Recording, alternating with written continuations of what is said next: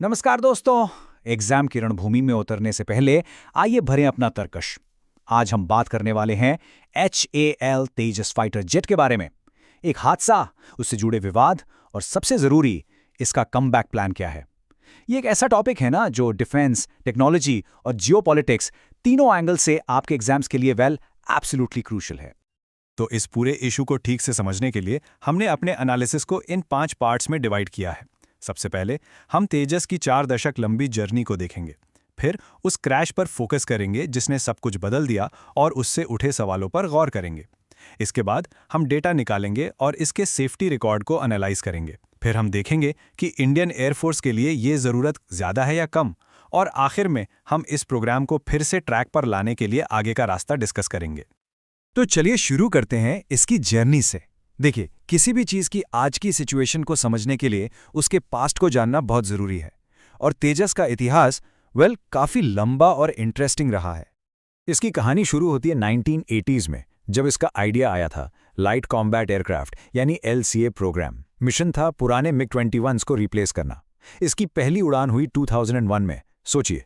लेकिन Indian air force में entry की ग्रीन लाइट, जिसे इनिशियल ऑपरेशनल क्लियरेंस कहते हैं, वो मिली 2011 में।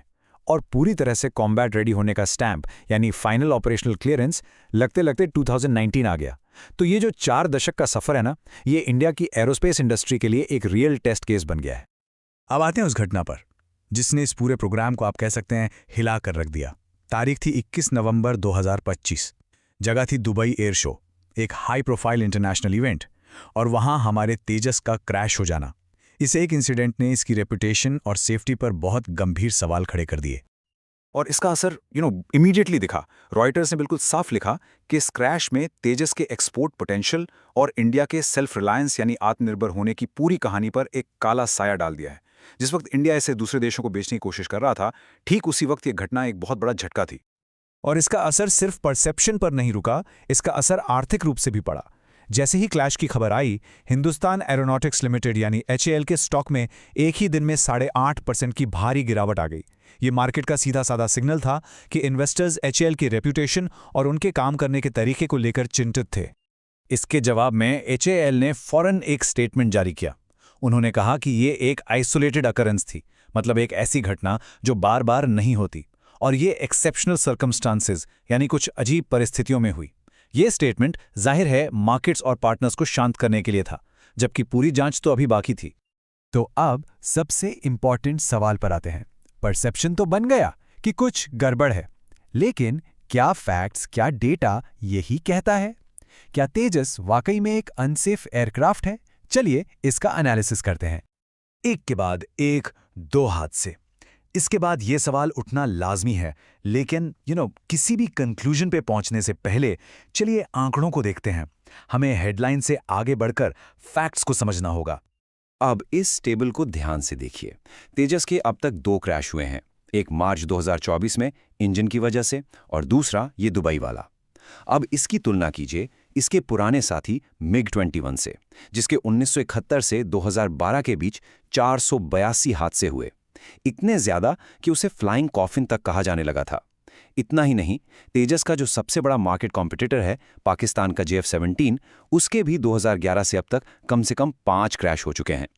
तो इन नंबर से एक बात तो साफ है कि कंपैरिजन में तेजस का सेफ्टी रिकॉर्ड अब तक बेहतर ही रहा है। तो एग्जाम के पॉइंट ऑफ व्यू से इसका कंक्लूजन क्या निकलता है?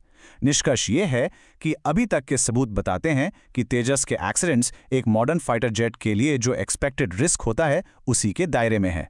फोकस पैनिक करने पर नहीं, बल्कि इन घटनाओं से सीखकर तेजी से सुधार करने पर होना चाहिए।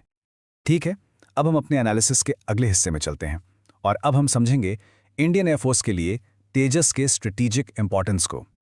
इस चार्ट को देखिए, ये इंडियन एयरफोर्स की एक बहुत बड़ी प्रॉब्लम को दिखा रहा है।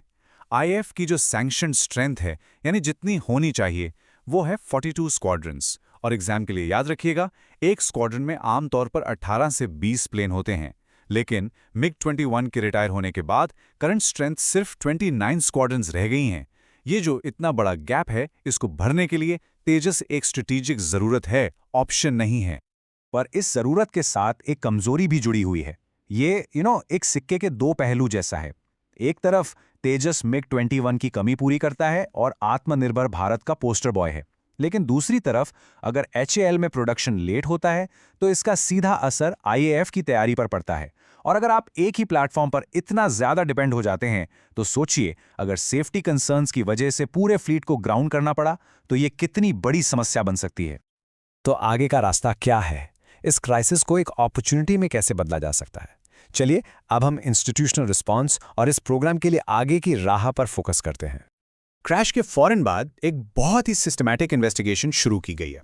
इंडियन एयरफोर्स ने कोर्ट ऑफ इंक्वायरी का ऑर्डर दिया है। क्योंकि क्रैश यूएई में हुआ तो वहां की अथॉरिटीज के साथ मिलकर एक जॉइंट इन्वेस्टिगेशन भी चल रही है। साथ ही इसको बनाने वाले HAL और इंजन सप्लायर GE एविएशन वो भी टेक्निकल सपोर्ट दे रहे हैं। ये दिखाता है कि मामले को कितनी प्रोफेशनली हैंडल किया जा रहा है। इन्वेस्टिगेशन तो चल ही रही है, लेकिन कॉन्फिडेंस वापस लाने के लिए आगे कुछ ठोस कदम उठाए जा सकते हैं, जैसे एयर शोज में सेफर डिस्प्ले एनवेलप्स बनाना, मतलब कम ऊंचाई पर खतरनाक स्टंट्स को लिमिट करना। डिस्प्ले फ्लाइट्स में इन्हांस्ड इंस्ट्रूमेंटेशन का यूज करना ताकि हर सेकंड का डेटा रिकॉर्ड हो और बेहतर एनालिसिस हो सके। एक joint flight safety review board बनाना जो हर घटना से सीखे गए सबक को सिस्टम का हिस्सा बना दे। और आने वाले तेजस के नए वर्जन्स MK1A और MK2 उनमें इन सारे सुधारों को इंप्लीमेंट करना। तो इस सब का आखिर मतलब क्या है?